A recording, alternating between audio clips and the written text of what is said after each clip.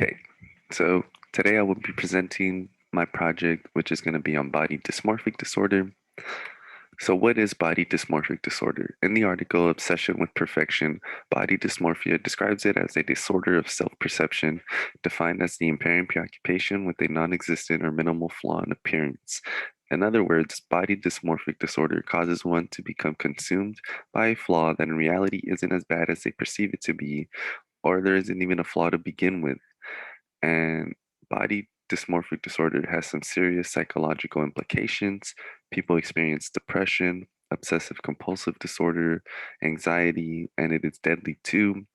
According to the article where I found the definition, it also stated that 25% of people attempt suicide, and it is reported that 80% of people that are afflicted with this disease have suicidal thoughts. Now we're going to be looking at the causes of body dysmorphic disorder. So there are many potential reasons why a person may develop it, and it is often developed during adolescence. So social factors and the cognitive behavior model are two significant factors of causes. The social factor would be being bullied in school for being overweight, and the cognitive behavior model refers to how a person's thoughts affects their actions and just how they see themselves. So, an example of the cognitive behavior model would be if someone approaches you and they start praising you, saying, "Wow, you look great. You lost weight. You look skinnier now." And being praised for being skinny can cause a person to just be self-conscious about themselves and associate praise with skinniness, and they're going to want to maintain that body image in order to keep getting praise. Other causes of body dysmorphic disorder include cultural influences. So the standard of beauty varies across cultures. And in this project, I learned about this Western African country that practices um, this practice known as lead blow. Sorry if I'm pronouncing it wrong, but basically, it is the force feeding of young girls.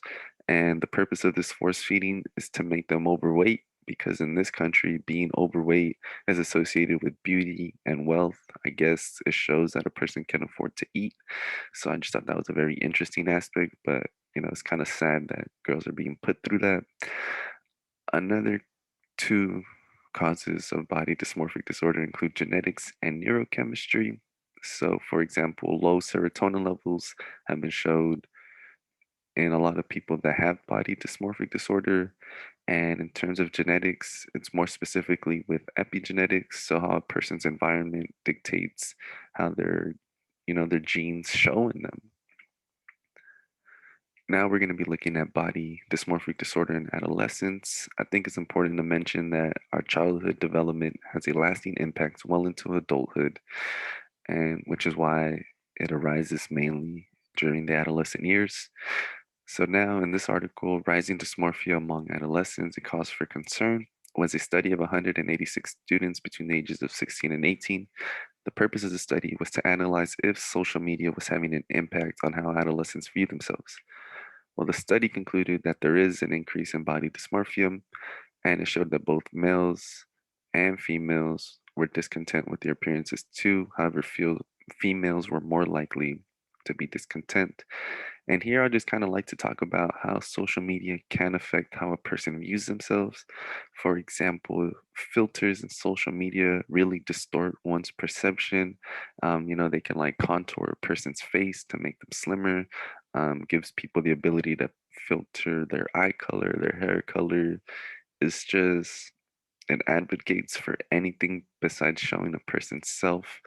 And another thing with social media that can lower a person's view of themselves is seeing other people who are, more attractive, who are getting more attention than them. And yeah, I just think social media, it's all about people showing the best versions of themselves rather than the true version of themselves. And I think that's what people should remember, that what they see isn't what's always true. Now we're going to look at body dysmorphic disorder across demographics. So as mentioned earlier, females and males both show discontent, but there are various variables that they felt discontent with. So we have figure 1 here on the left that shows variables that males were discontent with, and the predominant feature was being less muscular. society has led males to believe that being strong and muscular and being the one that can protect and open jars is what's necessary to be productive and be attractive. However, we're all not Mr. Olympia, and other factors that males were bothered with had to do with their acne, their height, hair thinning, weight. And now we're going to look at figure two here on the bottom right. And it was concerns that females were discontent with. So fat was a predominant issue, followed by complexion, facial hair, and height. And yeah, while, you know, some men don't like to admit that they're insecure about certain things, it is happening and it is true. And now we're going to look at body dysmorphic disorder and how it relates to sexual orientation. So, sexual minorities endorse more symptoms than heterosexuals. It's important to mention that the sexual minority women had the highest observed experience of body dysmorphic disorder. However, in the research article, it stated that since there isn't much data or studies done on sexual minorities, that they can't really give a definitive reason as to why they've seen these results. And it was a similar with the racial and ethnic groups that they um, decided to study.